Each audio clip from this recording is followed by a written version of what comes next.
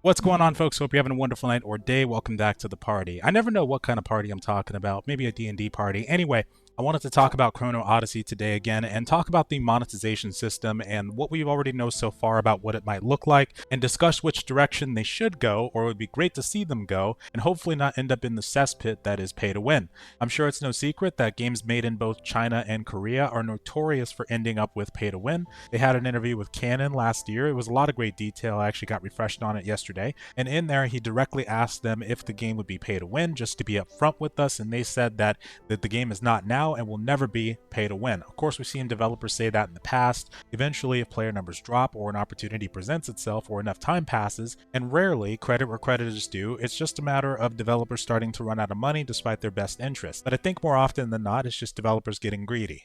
This video is sponsored by ENEBA. ENEBA is a digital marketplace where you can buy a wide variety of gaming products like game video keys, gift cards, in-game points, and subscriptions. You have access to some of the hottest titles like Arc Raiders for $33.56 instead of $39.99. You've got the ability to purchase ones like Battlefield 6, or my favorite, of course, to mention very often, Mountain Blade Bannerlord 2 for a discounted price. As far as the gift cards go, you've also got access to the Xbox Game Pass, Steam gift cards, all kinds of discounts that you'll have access to, including upcoming games like the Age of Empires 4 Dynasty of the East. And this website doesn't just feature traditional gaming products, but you'll also have access to Amazon gift cards, Apple gift cards, Spotify and Netflix gift cards, and even mobile games. Thanks so much again to ENEBA for sponsoring this video, and now back to it. Now, when it comes to Chrono Odyssey, I think it's got a lot of potential to start off on the right foot when it comes to the monetization system, as well as many other aspects. New World, I know I keep mentioning it, sorry, kind of served as a what to do and what not to do playbook that Chrono Odyssey can follow all the way through. One thing I think New World did amazingly well at, pretty much all the way through, was their monetization. Buy-to-play model, they had a cash shop,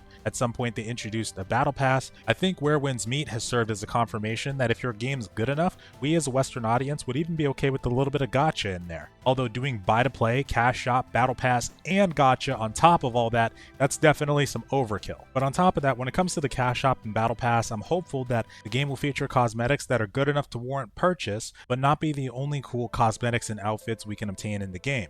I think games make the mistake too often of having the good-looking outfits be the cash shop specific ones. I'm looking at you, early BDO. But I think one thing they always forget is that you can be creative with your cash shop to allow for more revenue, but not taking too much away from the player experience. Of course, having achievements in the game will be nice, but what about an achievement, and bear with me here, that is tied to how much you spend in the cash shop? Great example, Where Winds Meet. I know this is something that people may not want to see in every game, but it could be a way to incentivize people to spend money on the game without not really taking away from the whole player experience overall.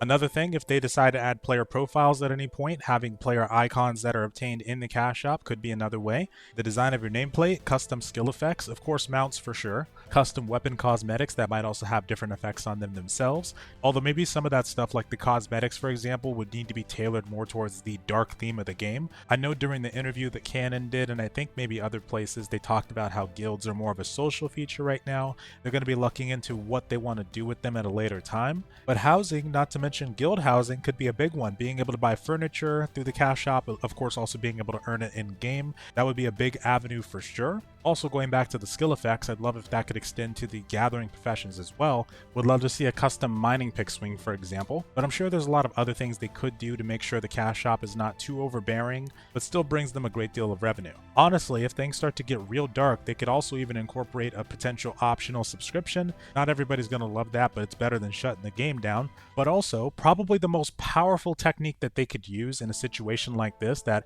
I don't think a lot of developers really try is honesty. If the game's not doing so hot, maybe you could just tell people, maybe give the community a chance to rally together, spend some more money, maybe try to get other people into the game, but maybe it would actually end up saving the game in the end. Anyway, that's going to be all for now, folks. Thanks so much for watching. Let me know what you thought about this in the comments below. Have a good one.